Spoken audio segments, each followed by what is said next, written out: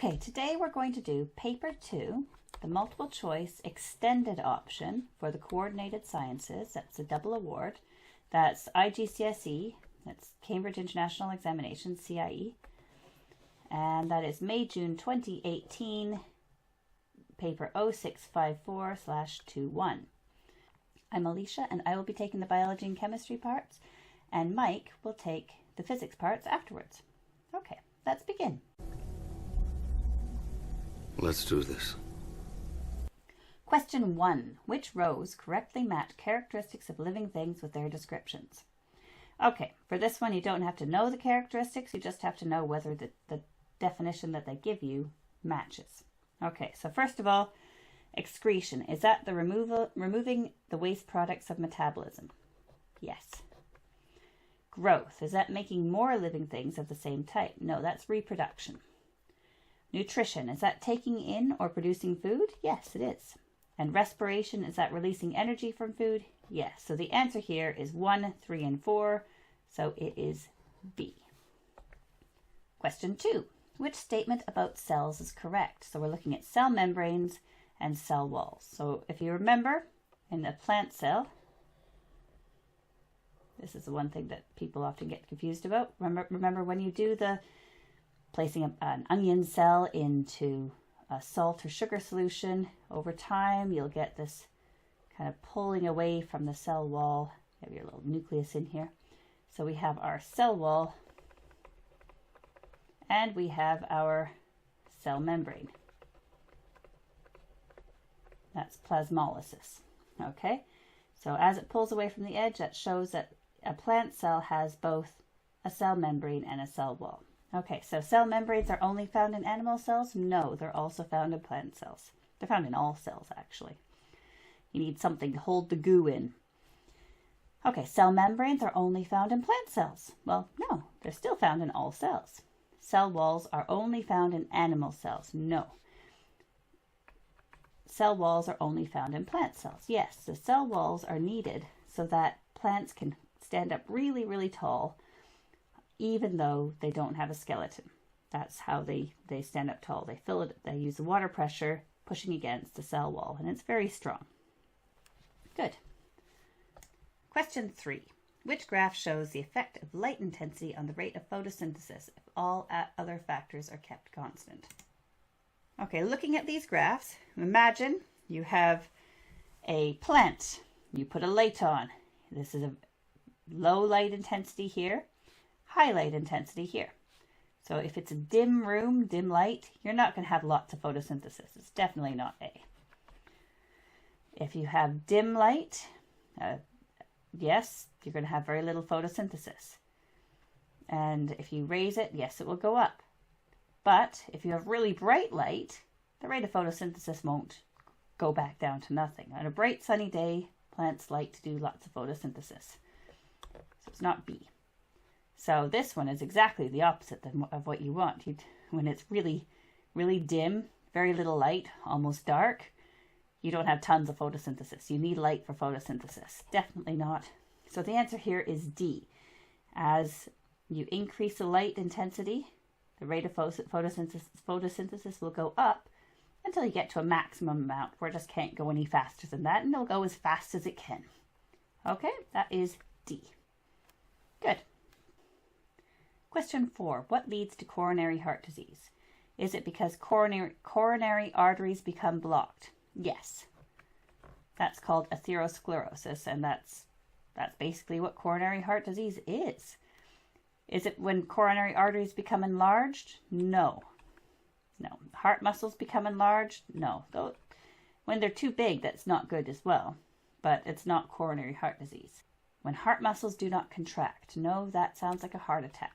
And that happens after coronary arteries become blocked. That's well past coronary heart disease. So the answer here is A. Question 5. In which tissue does translocation occur, and what is a substance that is translocated? Okay, so we have phloem and we have xylem.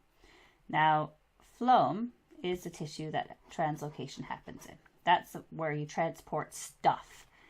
The amino acids, the sugars, but not the water with the dissolved minerals and salts. Okay, that happens in the xylem. So the water is transported through the xylem. So it's definitely not the xylem. Now, is it amino acids or glycogen? It's not glycogen because that is the storage form of glucose in animals. So it's definitely not to be transported through a plant. So it is amino acids are transported through the phloem. Question 6. The word equation for aerobic respiration is shown. Aerobic, meaning oxygen. Good. Oxygen plus something mysterious produces carbon dioxide and water. So which molecule is missing from the equation? Okay, as we just said, glycogen is a storage form of glucose in animals. And starch is a storage form of glucose in plants. Okay, but those are storage. It's not the main thing in reaction. It has to be broken down before it gets there. Sucrose is how glucose is transported in plants. So that's not used in aerobic respiration. It is glucose. The answer is A. Glucose. All right, good. Question 7. The diagram shows structures in a section through the front of the eye. All right, so let's look at these structures. We have 1, that's the ciliary muscle. 2, that's the lens. And 3, those are the suspensory ligaments. When reading a book, how are the labeled structures involved in focusing the eye? All right, so when you're reading a book, you're looking at something up close. Okay, so let's look at this. First of all, the main thing you want to know is the lens. Do you want the lens round, or do you want the lens narrow? Okay, so when the lens is round, you have light coming in, and it can change direction a lot, so it can be focused on the retina. When you have the lens narrow, light can come in and only gets changed a tiny, tiny bit, depending on how narrow it is, obviously. So the rounded lens, that's for up close. And for the narrow lens, that's for far away. All right. So how do we get this? Well, first of all, we can look at our answer. So we want our lens to be thicker rather than thinner. So that looks like it's either A or C. All right. But how do we get this? So the lens is naturally a jelly-like ball. In order to be narrow, it has to be pulled really, really tight. And it's pulled tight by these suspensory ligaments. Okay, if there's not much pulling on it, if these suspensory ligaments are loose, then it's going to be round. All right, so that means that if we want our lens to be thick, we don't want these suspensory ligaments to have much pressure, so we want them to slacken. Okay, so it looks like the answer is A. I'm going to circle it, but we'll just double check the first answer to make sure. Now the ciliary muscle, this is the one that confuses people more than anything. Most students initially look at this and say, if the suspensory ligaments are loose, that means that the ciliary muscle has to be loose too. But that's not the way it works. Okay, the ciliary muscle is actually circular. Okay, so it's a circular muscle. If you're looking at it straight on, there's a pupil in the middle, that's the muscle. When the muscle is contracted, it moves in. Okay, so when it's contracted, it gets smaller. And if it's smaller, it's not pulling on these suspensory ligaments. When it's relaxed, it actually moves farther out. So this is contracted, and this is relaxed. Okay, so we want it to be contracted because we don't want any pressure on these suspensory ligaments. So the answer is A. Okay, so that's a tricky question for many students, and don't feel bad if you find that confusing. Many students do. Just remember that the ciliary muscle is a circular muscle. All right, good. Question 8. The diagram shows a section through the skin of a person who is sweating. If you're sweating, you're probably going to be hot. Okay, so we have our sweat glands. We're producing sweat, and we'll have heat being lost through evaporation.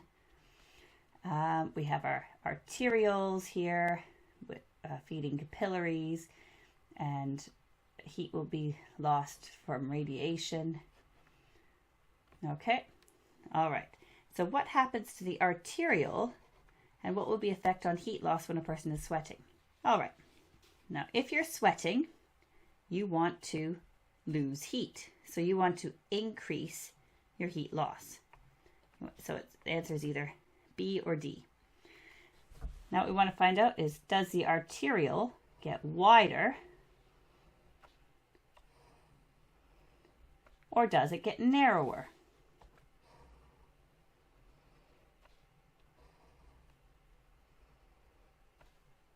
Okay, that is the question. Now remember, blood contains heat. The more blood that can get to the surface of your skin, the more heat you can lose through radiation. That's why when you're sweating, you're likely to have bright red cheeks, because you're going to have lots of blood close to the surface of the skin. Okay, now, so what you want actually is for there to be lots of blood close to the surface of the skin. You want to be nice and wide. I know it's a terrible drawing, very exaggerated.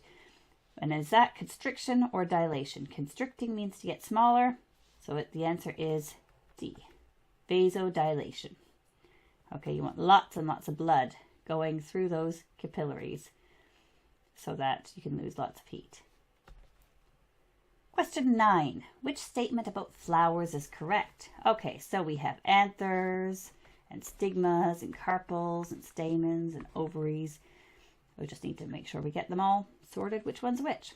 Okay, so first of all, I'm going to draw a very quick diagram. This is only multiple choice exam, so it does not have to be good. Okay, beautiful, beautiful diagram.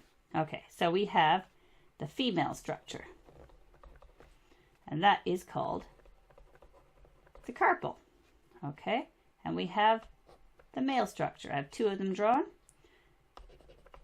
They're male, and those are called the stamens. Now on the male structure, we have the anther that contains pollen and the filament that holds up the anther. On the female structure, we have the sticky stigma, and we have the stigma has style, the style that holds up the stigma, and we have the ovary that contains ovules. Okay, so looking at this, the anther and stigma. Well, anther is on the male, stigma is on the female. They're definitely not parts of the female. Okay, no. The anther and stigma are parts of the stamen. Again, the stamen's a male, the stigma's on the female. The ovary and the stigma, are parts of the carpel. Yes, they're parts of the female structure. And the ovary and stigma are parts of the stamen? No. So the answer here is C. Good. Question 10. The diagram shows a cell that is about to divide by meiosis. Okay. So meiosis, remember we have mitosis and meiosis. And the way I always remember which is mitosis makes my toes. And my toes are not part of my gametes. So they have all exactly the same number of chromosomes. So they will start with diploid and they will go to diploid. Meiosis, on the other hand, will make gametes, and it will start with diploid and go to haploid. Have half the number of chromosomes. Okay, so if we're doing meiosis, going to half, we're not going to end up with exactly the same number as what we started with.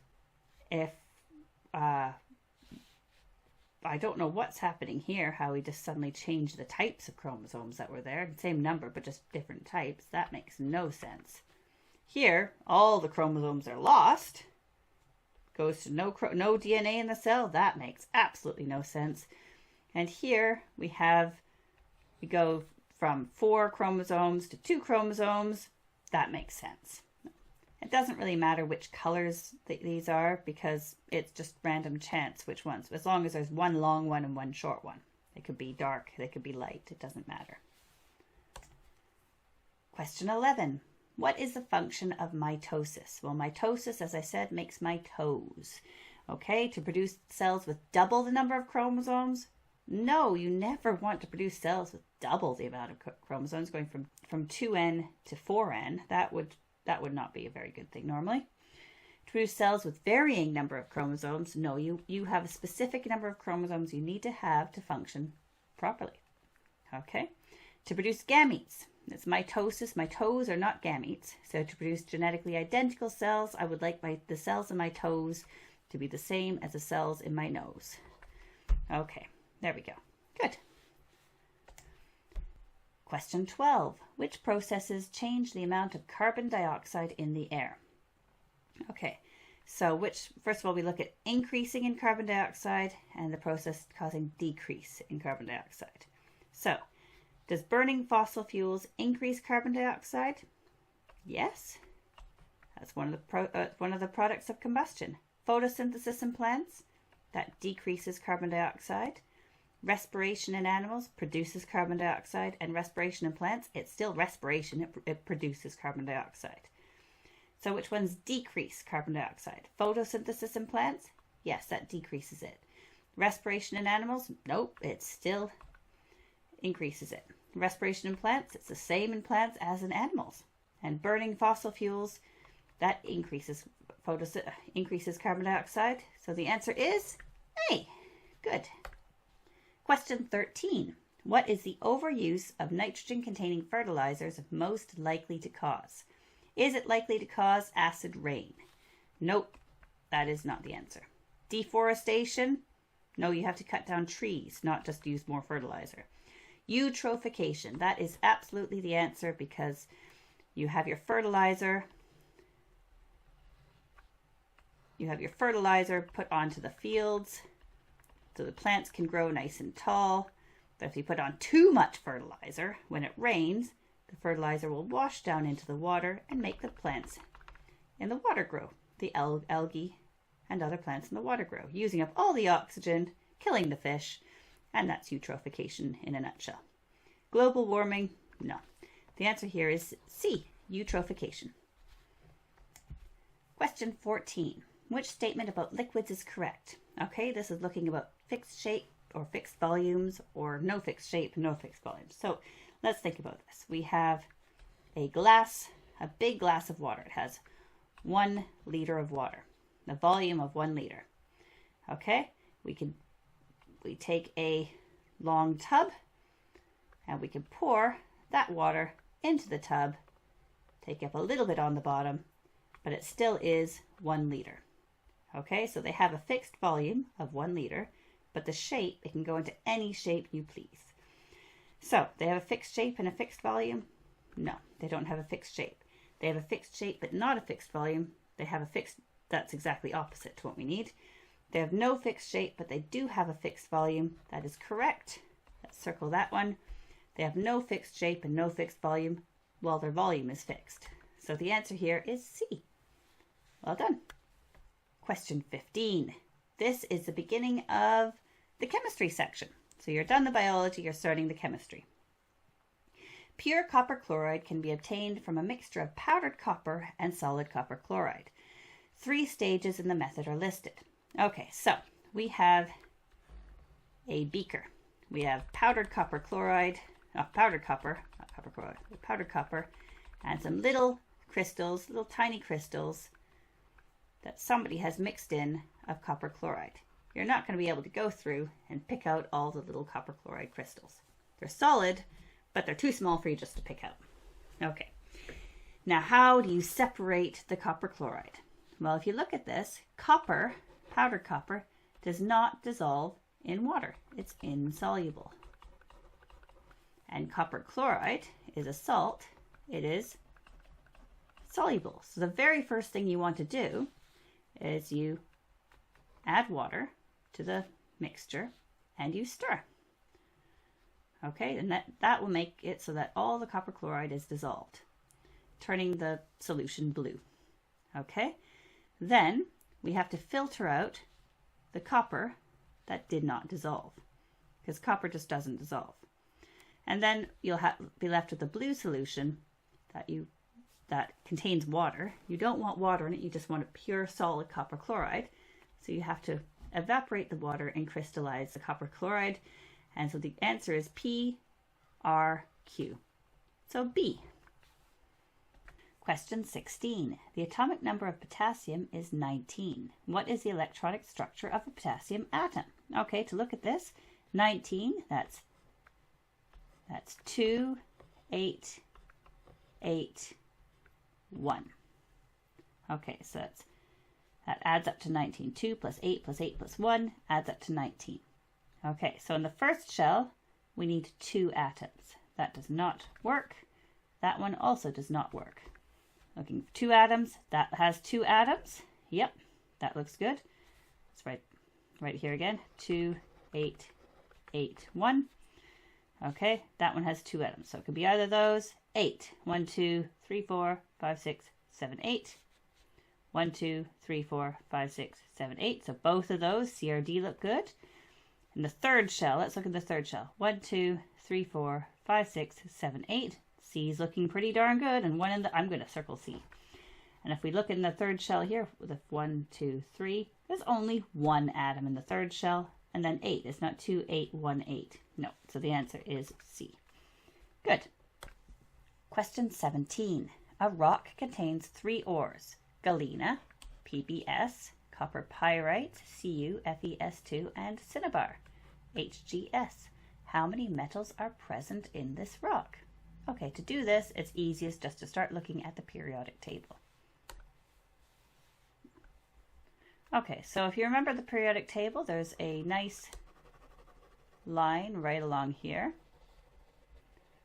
and that divides the metals and the non-metals.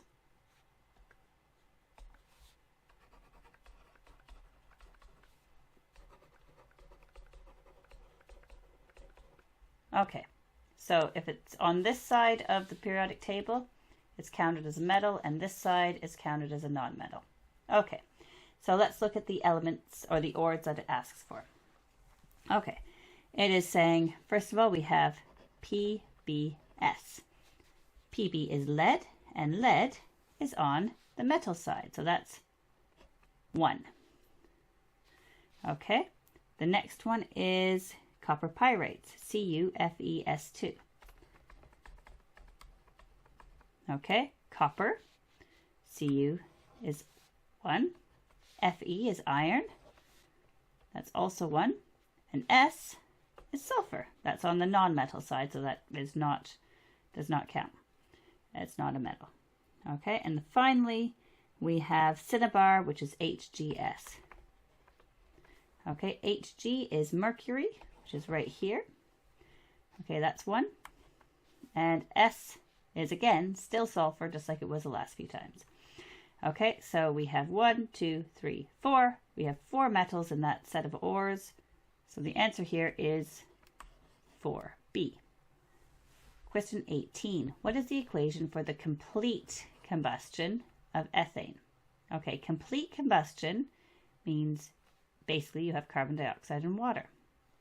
Okay, so we have, that one has carbon dioxide, and that one has carbon dioxide. Okay, when you have carbon monoxide or carbon, that's not complete combustion. Okay, so let's look at these. Let's balance them. We have C2H6. Okay, that means we need to have plus 2O2.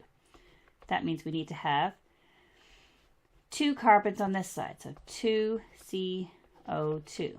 Yep, 2 carbons. 2 carbons over here. And we need to have 6 hydrogens. How many? We have 6 hydrogens. And how many oxygens? We have 4 oxygens. We have 4 here plus 3 here. So the oxygens do not balance. Okay, over here, let's just double check to make sure this one works. We have 2C2H6 plus 7O2 produces 4CO2 plus 6H2O. Okay, so we have 4 carbons over here. Over here we have 4 carbons. Okay, we have 12 hydrogens over here. And here we have 12 hydrogens, 6 times 2. Okay, and we have 14 oxygens, 7 times 2. And over here we have 4 times 2, that's 8 oxygens plus 6 oxygens, and that adds up to 14 oxygens, not 140. Okay, so the answer here is D. Okay, good. Although 80 plus 60 does equal 140, that's not the answer we're looking for. Question 19. What are the products of the electrolysis of concentrated aqueous sodium chloride? Okay, so the reaction here, we have 2NaCl, that's aqueous, plus 2H2O. It produces Cl2 plus H2 plus 2NaOH. So we have chlorine plus hydrogen plus sodium hydroxide produced. Okay, so the answer here, chlorine plus hydrogen plus sodium hydroxide. Okay, there we go. B. Question 20. Which statement describes an exothermic reaction? Okay, exothermic reactions get hot. Okay, how do they get hot? Well, we're looking at, is it going to or from the surroundings? Okay, so first of all, the temperature increases. So it's either B or D because the temperature goes up. Okay, now, if heat is transferred from the surroundings, that would mean it would go into the solution, and if it goes to the surroundings, it goes out of the solution. Now keep in mind, your thermometer is part of the surroundings. So if your thermometer goes up, that means the surroundings have gotten hotter. If your thermometer goes down, if the temperature on the thermometer goes down, then the temperature of the surroundings has gone down. So here has to be the heat energy is transferred to the surroundings and the temperature increases. Okay, good. Question 21. Dilute hydrochloric acid is added to lumps of calcium carbonate. Which change decreases the rate of the reaction? Well, first of all, acid being added to calcium carbonate, that is an exothermic reaction.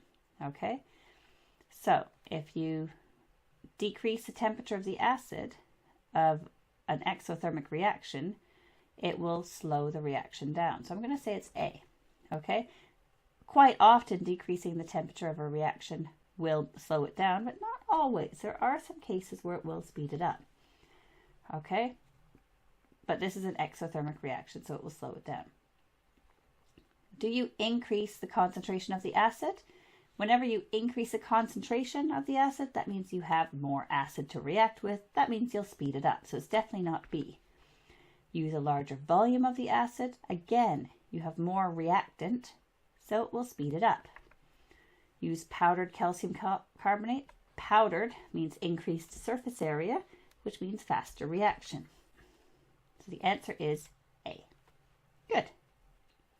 Question 22. When iron is heated with steam, a black solid is formed. Okay, so we put iron filings in here, we put steam over top of it, comes out that side, and you heat it here.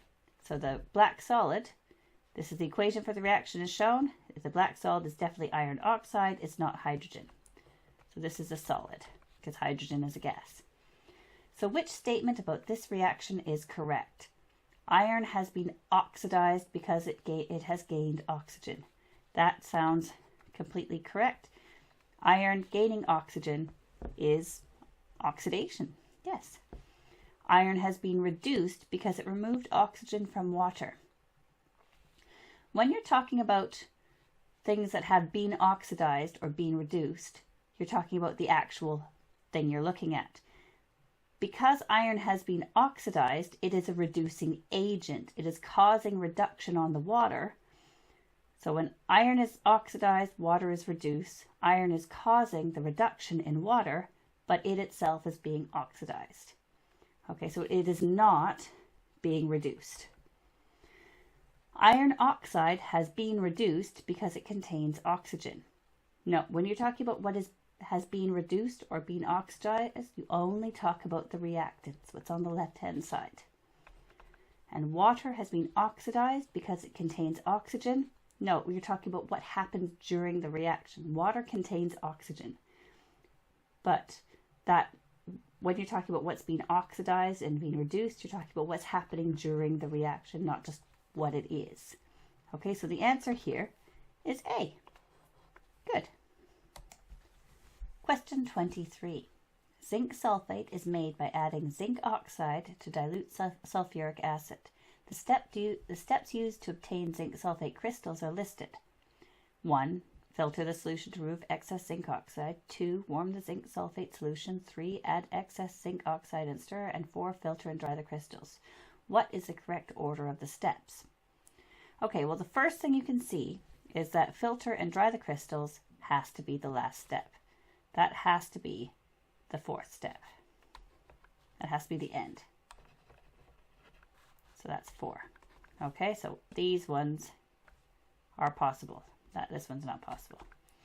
So now we have the end. Let's find the beginning. So the first thing we want to do then is we want to add excess zinc oxide and stir. Okay, so that is the first one. So it's one of those two. Okay, next we actually filter the solution to remove excess zinc oxide. So once it's stirred in, we've put in all the excess zinc oxide, then there's stuff that just won't dissolve. Then we filter it out to remove that solid stuff. And then the solution you're left with at the end, you heat up to make sure everything is fully dissolved and make sure it's going to evaporate nicely. Okay, so that's warming the zinc sulfate solution. And if you think about, the answer is C. 3 goes 3, 1, 2, 4. 3, 1, 2, 4. If you think about it, if you're not sure if you warm it first or filter it first, think about this. Do you add the excess zinc oxide and stir, then warm it, then filter and then filter? That doesn't make sense. What are you filtering out? So the hint here is that they put filtering twice. You don't want to filter twice in a row without doing something in the middle. Okay, so it has to be adding the excess zinc oxide, then you filter it, then you warm it, then you filter it. Okay, well done. Question 24. Which diagram represents the structure of an alloy? Okay, so remember, an alloy is a solid metal that has two different types of metals in it, or more. Two different types or more of metal. Okay, so if you look at this, C is not a solid. Okay, that's a gas. Okay, it's a carbon monoxide, C and O. Okay, two molecules that are attached, floating, that are not touching each other. Okay, A are two different ions, evenly dispersed, but they're not atoms. Okay, B is one type of metal atom, so D is an alloy. It's a solid with at least two different types of atoms. Okay, so D is the answer to that question. Question 25. 4 nails are placed in 4 test tubes as shown. In which test tube does the iron nail rust most quickly? So remember, to get rust, you need oxygen and water. Okay, so which ones of these will you get oxygen and water? Pure nitrogen gas? No, that is, with a lid on it, you're going to get out all the oxygen and the water. That's the one that's going to be the least likely to rust out of all of them. So test tube C has pure oxygen, but it doesn't have the water, which means it's not going to rust. It needs the water to rust. Okay, B has tap water, open to the air. The air has oxygen in it, could dissolve in the water. There's already water, oxygen dissolved in the water. B will rust, definitely. And A has boiled tap water. Now, when you boil it, you lose a lot of the oxygen that's dissolved in the water. Then they put a lid on to make sure that you weren't going to get extra water coming back in. So that's not going to be the one that's going to be most likely to rust. Will it rust? It might rust, but it will rust a lot more slowly than B. Okay, good. Question 26. During the manufacture of sulfuric acid by the contact process, sulfur trioxide is produced. The sulfur trioxide is dissolved in concentrated sulfuric acid. Which statement explains why sulfur trioxide is not dissolved in water? Okay, now if you were to dissolve sulfur trioxide in water, that would be a very dangerous reaction. It's a very fast reaction and it's very exothermic. If you dissolve it in water, you produce a fog of sulfuric acid that can get into your lungs and your eyes, and it's very dangerous. Okay, so endothermic, no, it's not an endothermic reaction. It is too exothermic. It evaporates the water and it just becomes a fog. Okay, reaction is too slow? Absolutely not. The reaction needs a high pressure? Yes, but that's not affected by the water, so that isn't the answer. Okay, so the answer is B. Question 27. Ethanol is manufactured by reacting ethene with steam in the presence of a catalyst. Which type of reaction occurs? Okay, so we have ethene. Okay, so it's a double bonded carbon, and it's reacted with steam in the presence of a catalyst to produce a singly bonded ethanol. Okay, so the double bond is broken and an OH is added to it. Okay, keyword there is added. Okay, the double bond is broken and the OH, the hydroxide group, is added over the double bond and an extra hydrogen. So OH plus H, H2O, that makes up the water. This is an addition reaction. It's added over the double bond. It's not oxidation. Polymerization, you need to make a whole string of them. And ethanol is only a small molecule. It's not oxidation or reduction. Okay. And that is the end of the chemistry section. And now Mike, the physics and maths guy, will take over with the physics section. Question 28. A body has a mass of 12 kilograms and weighs 120 newtons on Earth. It is taken from Earth to the Moon. The strength of the gravitational field of the Moon is 1/6 that on Earth. What is the mass and what is the weight of the body on the Moon? Alright, so we're given the mass of the object here. It's 12 kilograms. The mass doesn't change. So whatever the options it could be, the mass would have to be 12. It's either C or D. Now, let's look at that a bit more. Weight is given by mass times gravity. And on Earth, gravity is 10. Which is why we end up with a weight of 120 newtons. Now, so gravity on Earth is 10 meters per second squared. Gravity on the Moon is 1/6 of that. So 1/6 times 10 meters per second to the -2. Okay, so the weight on the Moon would be given by mass times gravity, 12 kilograms, times 1/6 times 10 meters per second to the -2, and that will give us 20 newtons. There we are. Option C. Question 29. The diagram shows 4 solid blocks with the same mass. Which block is made from the least dense material? Okay, so let's look at density. Our equation for density is given by density equals mass over volume. We've been given the length, the width and the height of these objects, and we're being asked which block is the least dense. Now if the mass is the same, and it is because we've been told they've all got the same mass, then the only way to make the density small is to make the volume big. So the question is really asking which of these blocks has the biggest volume. So let's just calculate that out. We do, the volume is just going to be the length times the base times the height. So 1 times 2 times 8 will give us 16 centimeters cubed. And over here, 3 times 2 times 3 will give us 18 centimeters cubed. As we come further down, we can do the other two. 5 times 2 times 2 is 20 centimeters cubed. And finally, option D, 2 times 3 times 4 will give us 24 centimeters cubed. So the one with the smallest density is the one with the biggest volume, which is D. 30.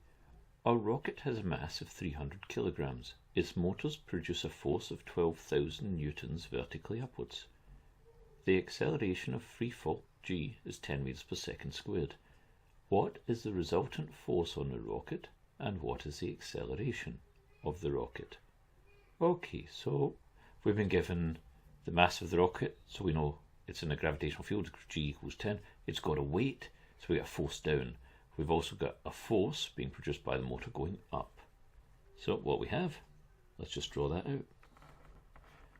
Force upwards, which is equal to 12,000 newtons, and a force downwards here, which is equal to the weight, which is mass times gravity, which is then just 300 kilograms multiplied by 10 meters per second squared. So 300 kilograms multiplied by 10 meters per second squared, which is of course 3,000 newtons. Alright, so a resultant force then is just the difference between the two in the direction of the biggest force. So that'll be 9,000 newtons. And for anyone who's not too sure where that comes from, that's just 12,000 newtons upwards minus 3,000 newtons downwards gives us 12,000 newtons, and this is upwards, which is why my little arrow points upwards there. Okay, so I've got a resultant force of 9,000 newtons, which means it has to be either A or B. Now, I've got my resultant force, and I have to find or calculate the acceleration. Well, I know that force equals mass times acceleration. I can rearrange that, so acceleration equals force over mass. And that will give me then force of 9,000 newtons divided by a mass of 300 kilograms, which is just 30 meters per second squared. So that gives me option A. There we go. Question 31. The speed time graph represents the journey of a bicycle. And we've got a speed time graph there. What is the total distance travelled by the bicycle? Okay, key point here, whenever we're dealing with speed time graphs, is the distance travelled is the area under the graph. So that's area 1 plus area 2 plus area 3. Let's look a little bit more at what we actually have. This is speed in kilometers per minute. Time per minute. That's area 1 plus area 2 plus area 3. Now, normally we're used to dealing in meters per second and in seconds, but what you can see here, we've got kilometers per minute and time in minutes. As we multiply them through, the minutes cancel and we're left with kilometers. Alright, so let's take the areas that we have. Area 1 is, well, it's a triangle, so 1/2 times base times height. 1/2 times 1 times 0.8. That's area 1 plus area 2, which is just 2 times 0.8 plus area 3, which is 1/2 times base times height. 1/2 times 1 times 0.8 again.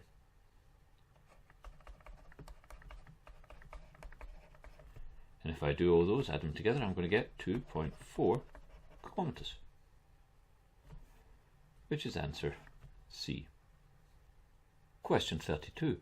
A glass bottle containing warm air is sealed with a screw cap and then cooled in cold water. The contraction of the glass bottle can be ignored.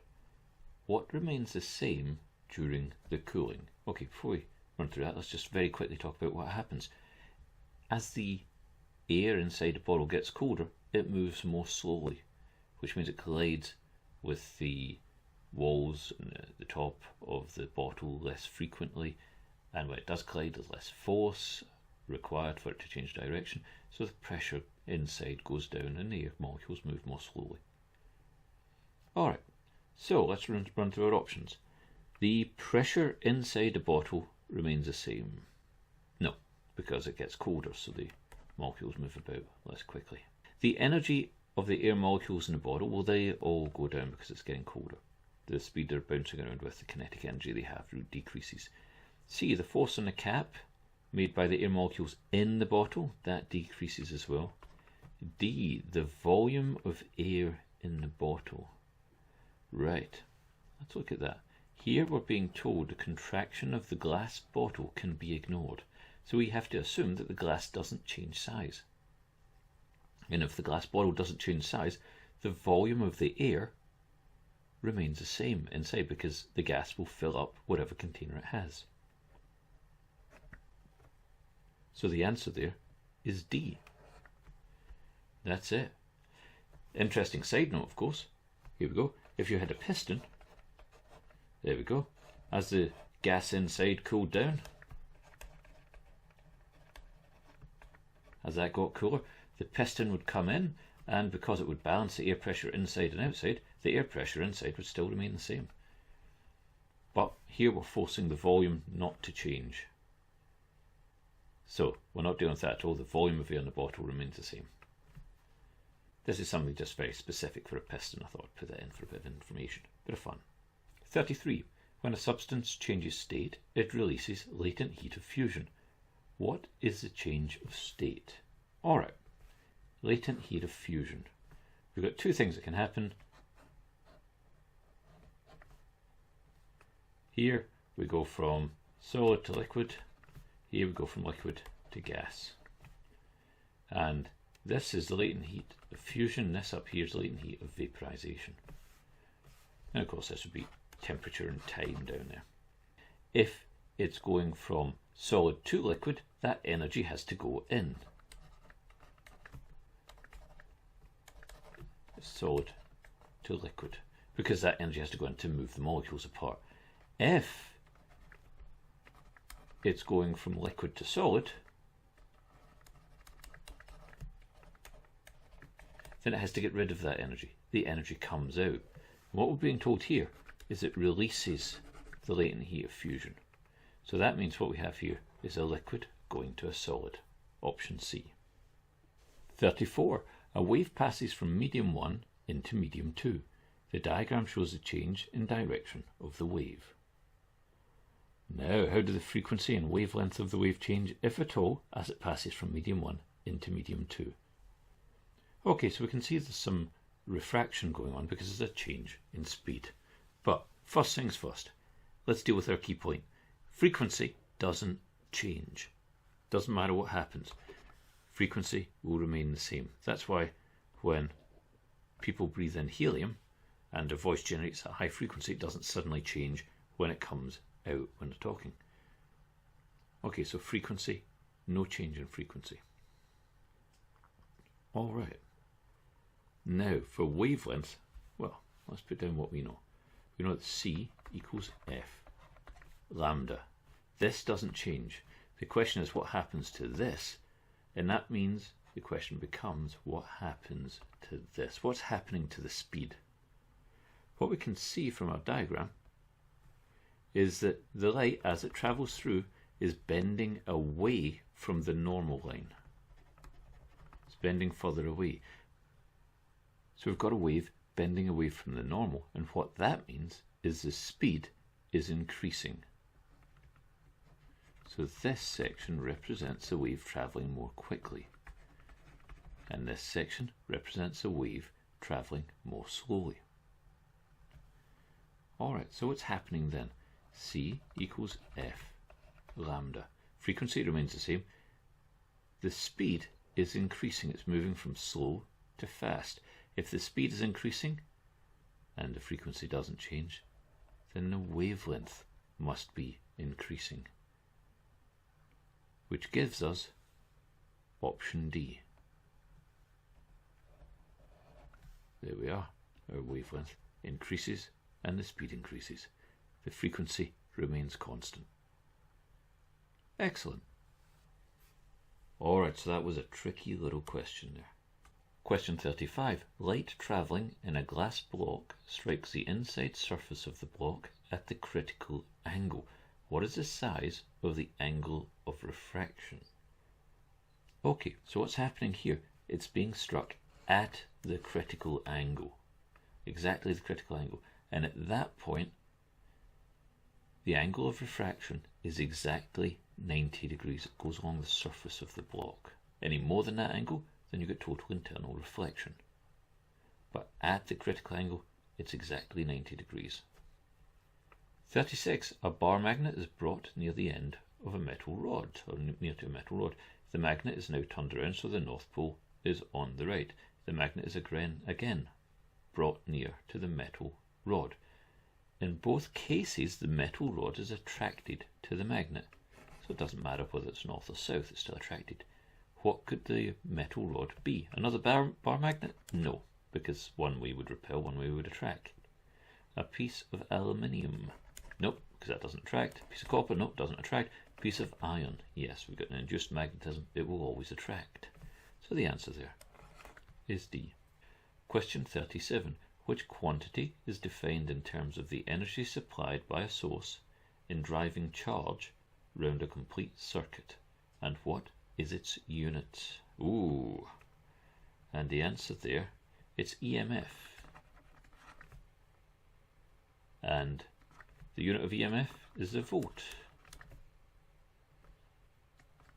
And that's why it's EMF, not potential difference. Potential difference can be across a bit inside a circuit. EMF is for the entire circuit. And 1 volt, why is it the volt? Because a volt, 1 volt is 1 joule per coulomb, energy per unit charge. So there we go, the answer is B. 38, the diagram shows 4 circuits.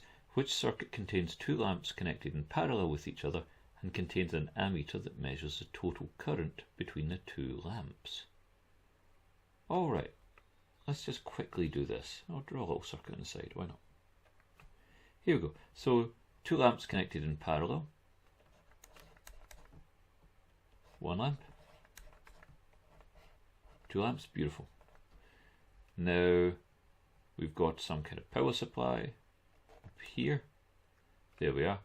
And there's an ammeter that measures the total current in the circuit. Now it doesn't matter where I put the ammeter, whether it's on the left, whether it's on the right, as long as it's before the circuit splits for the 2 lights, the 2 lamps. There we go. So I'm looking for a circuit which looks like that, and that's option A. 39. Transmission cables are used to carry electricity between a power station and a town. Near the power station, a transformer is used to reduce energy losses in the transmission cables. How do the voltage of the transmission cables and the current in them compare with their values for the power station? Here we go. Let's just take a couple of notes on this. What we know, power is current times voltage, and the power lost is I squared R. So what happens when we get power, current times voltage is we want to increase the voltage. Won't we do that for the same amount of power being transmitted, the current will be smaller and the power lost will be much smaller. So that's what's happening. So we want to increase the voltage as much as possible, and that decreases the current to reduce power loss. So let's see our options then. Oh, there we go. We want a larger transmission cable voltage and a smaller current, which will give us the same value for power. That's option B. Question 40. The diagram shows a beam of alpha particles and gamma rays entering an electric field between 2 metal plates. What is the effect, if any, of the electric field on the alpha particles and the gamma rays? Well, let's look at that. The charge of our gamma ray, no charge. No electric charge, which means it just continues on through without any problems. There we are. Our alpha particle, on the other hand, has a charge of 2+. it's very positively charged. So it's going to be repelled by the positive charge. It's going to push down on it, and it's going to be attracted by the negative charge. It's going to be pulled down there. So what's going to happen is it's going to come down here. So our alpha particle is going to deflect downwards. So the alpha particle deflected downwards, and the gamma ray not deflected at all. That's option B. There we go, all done. Good job. So, if you liked that and you found that helpful, please feel free to like and subscribe. And if there's anything that you want us to cover or go through, please just leave a comment in the section below. Have a great day.